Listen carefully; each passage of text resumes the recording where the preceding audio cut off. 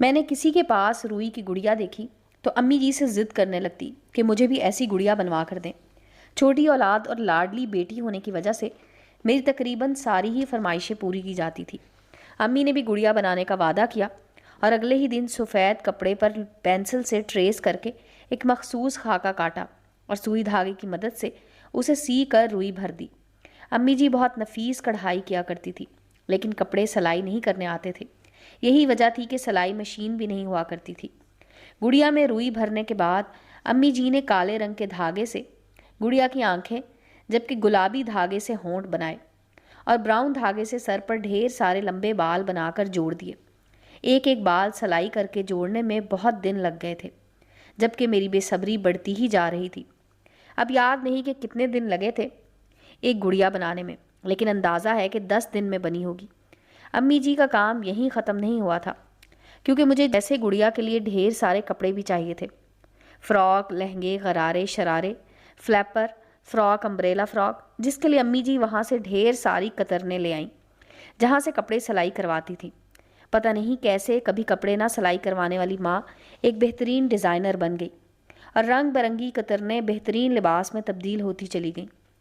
Contrast لہنگے، کرتیاں، frock, shalwar قمیض، امی جیسے ہی suit مکمل کرتی میں گڑیا کا پہلا سوٹ اتار کر نیا والا پہنا دیتی تھی۔ سوٹ اتنے ہو گئے کہ انہیں رکھنے کے لیے سوٹ کیس کی ضرورت محسوس ہونے لگی۔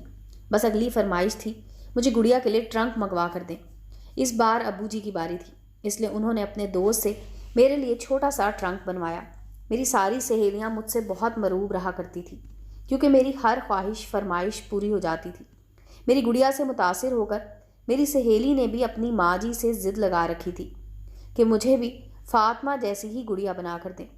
چونکہ گڑیا کے بال اور چہرے پر نازک خد و خال بنانے میں محنت اور وقت درکار تھا، اور میری امی جیسی مہارت بھی، اس لیے فوزیہ کی امی نے اسے ٹیڑھے میڑھے ہونٹ اور آنکھوں والا گنجا گڈا بنا دیا۔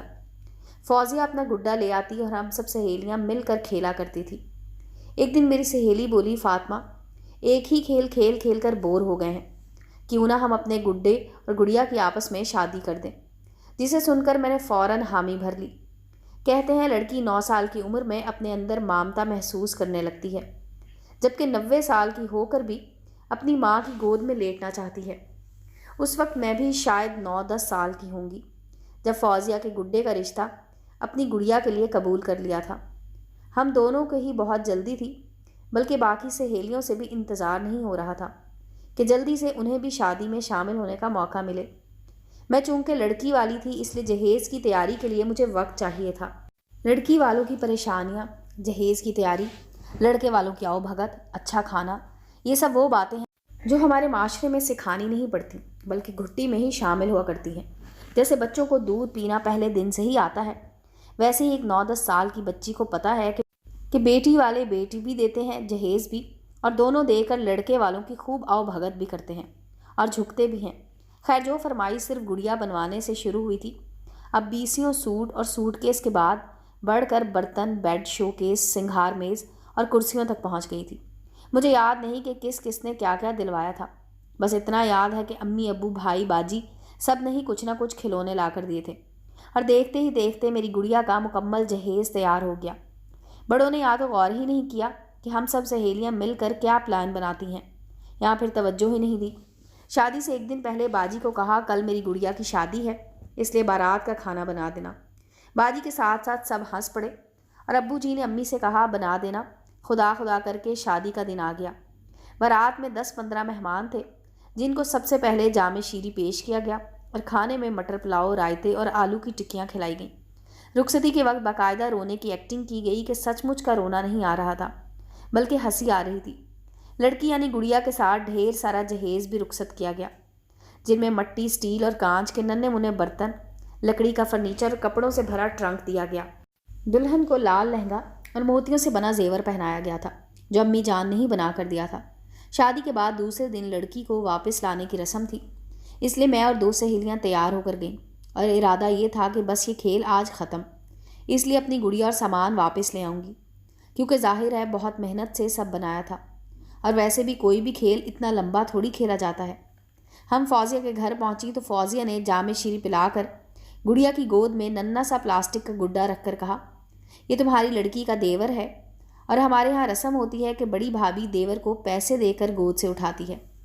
मेरी बर्दाश्त थोड़ी थोड़ी कम होती जा रही थी कि कल से मैं ही खर्चा कर रही थी। मैंने संजीदगी से कहा, बस भाई खेल ख़त्म करते हैं, मेरे खिलौने और गुड़िया वापस करो, मुझे वापस जाना है।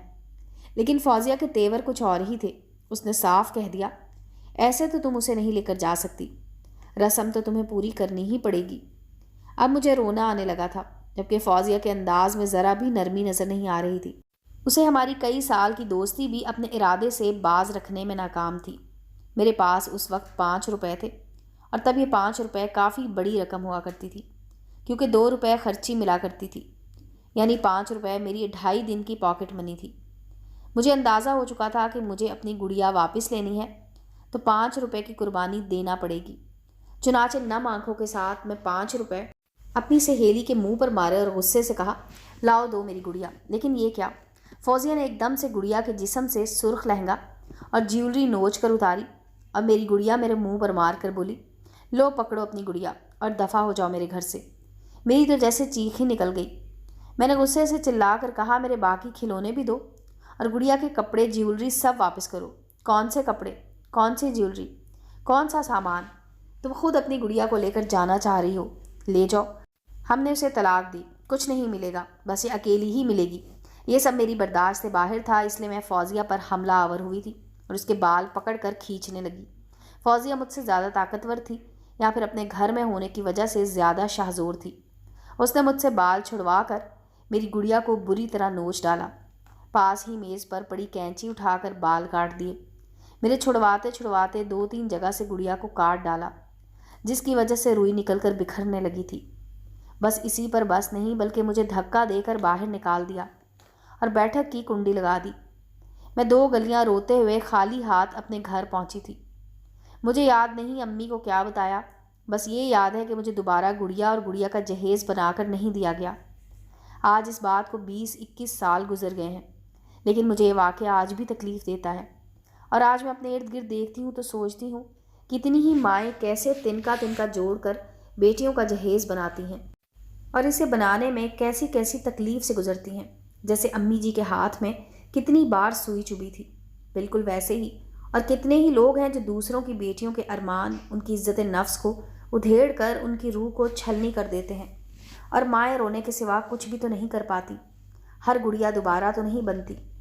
जालिमों, किसी गुड़िया को उधेड़ने से पहले एक बार तो सोचो, उसको मुकम्मल करने में कितने हाथों ने ज़ख्म खाए होंगे, कितनी आंखों से आंसू बहे होंगे।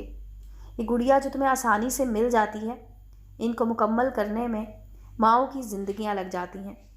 उम्मीद है दोस्तों स्टोरी अच्छी लगी होगी। चैनल को लाइक और सब्सक्राइब करें और बेल आइकॉन का बटन दबाना मत भूलें ताकि हर नए आने वाली स्टोरी का नोटिफिकेशन आपको मिल सके।